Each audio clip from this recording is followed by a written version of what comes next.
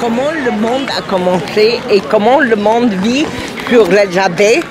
Et quand il y a de l'eau et des abeilles, les gens commencent à se grouper et à la longue ils font des territoires et ça a commencé comme ça, puis c'est devenu nationalisme.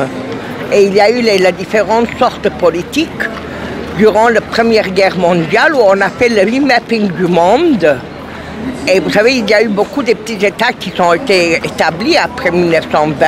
Il y a eu beaucoup de différences de sciences politiques. Il y a eu de nationalisme. Et toutes les histoires de nationalisme, ça commence par la Première Guerre mondiale. Alors maintenant, je l'ai fait parce que la ville de Ani est une ville qui appartenait aux Arméniennes il y a très longtemps. De l'âge du métal, bronze, cuivre et fer ou ardou. Et ça a commencé jusqu'à ça a été 1860 où les gens étaient massacrés par des Kurdes. Vous êtes d'origine arménienne? Oui. Et on vient de fêter le centenaire du génocide arménien. Oui. Et, mais je n'ai pas participé. Vous vivez en Égypte pour le moment? Oui, mais j'ai vécu au Canada pour assez longtemps de ma vie. Et alors maintenant, votre travail continue toujours dans le sens de répondre à cette... Question de nationalisme? Oui, parce que le monde est très right-wing, vous savez. Même si on dit qu'on n'est pas, mais c'est... Tu sais, de parler de capital de Karl Marx, je pense que c'est totalement hors du temps. Vous pensez que le discours d'Equesor est hors du temps aujourd'hui? Le quoi? Le discours du directeur de la Biennale? Je n'ai pas écouté ce qu'il a dit. Bon, d'accord. Mais il se réfère à Karl Marx. Oui, parce qu'il réfère à Karl Marx, c'est très intéressant. Peut-être, je pense qu'il n'a pas lu Das Kapital. Et il ne connaît pas la Theory of Value. Qui veut dire? Le théorème de valeur de Karl Marx. Et qui explique la différence entre le bourgeois et le monde ouvrier. Non, c'est tout le complexe de l'économie, comment ça fonctionne, et c'est pour ça que la Russie a tombé, parce que le théorème ne marchait plus.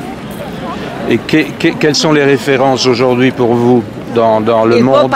Il faut dépasser le Karl Marx. Et on va vers où alors? Pour vous, il y a encore une solution? Je pense que le monde... comment vas-tu, Juliana? I'm tired.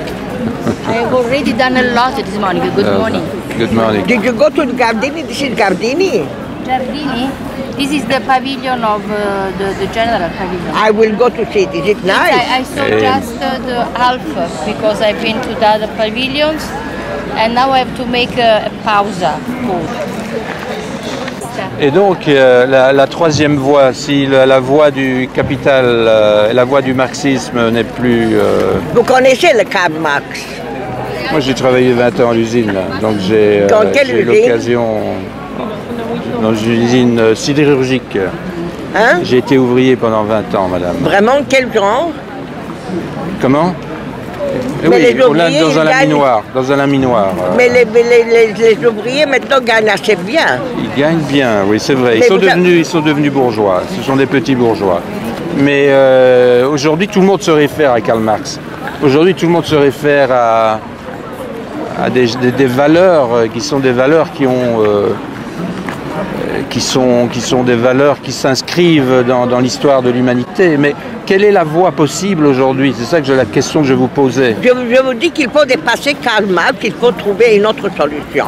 Je ne suis pas économiste pour faire ça au pilote. L'art est une solution? Mais l'art a toujours été une solution, mais ça c'est rare. Par exemple, les constructivistes du XXe siècle, l'avant-garde du XXe siècle, de la Russie, l'avant-garde russe, ils donnent la réponse. Les constructivistes?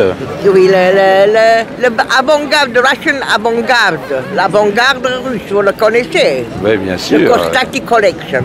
Malevich? Pas Malevich seulement, il y a plein du monde. Rochenko, il donne la solution, Mayakovsky. Ah, la solution existe alors pour vous. Donc vous êtes une vraie marxiste. Pourquoi? Ben, vous vous référez aux idéaux de Karl Marx. Pas vraiment. Vous avez lu Das Kapital? Oui, bien sûr, quand j'avais 18 ans. Magnifique. J'ai fait la science politique et l'économie. Ah, vous avez fait la science. Et là, votre art pour le moment, qu'est-ce que vous faites là? Vos derniers projets, c'est quoi? C'était sur l'Arménie. Et elle m'a demandé de faire sur la ville d'Ani. Et comme j'avais voyagé à Ani, et j'ai trouvé ça une ville, c'est très important pour la culture arménienne, cette ville. J'étais à la ville de 1001 églises et toutes les églises ont été détruites. Et c'est là qu'il y a une histoire incroyable de l'histoire de l'Arménie. Je ne connais pas toute l'histoire de l'Arménie, mais ça a été pris par les... il y a eu le Constantinople, les Seljouks, les Arabes, les Abbassides, les Seljouks. Les Seljouks? Oui, c'est les Turcs. Les Kurdes? Qui ont envahi, puis Alp-Arslan. Et il y a eu beaucoup de monde. Et donc vous faites un travail là-dessus? Ça, c'était l'exposition en Arménie, mais je n'ai pas pu faire tout parce que c'est impossible de mettre toute cette histoire dans quelques dessins. Magnifique. Il y a eu le Géorgie, Constantinople, Georgia.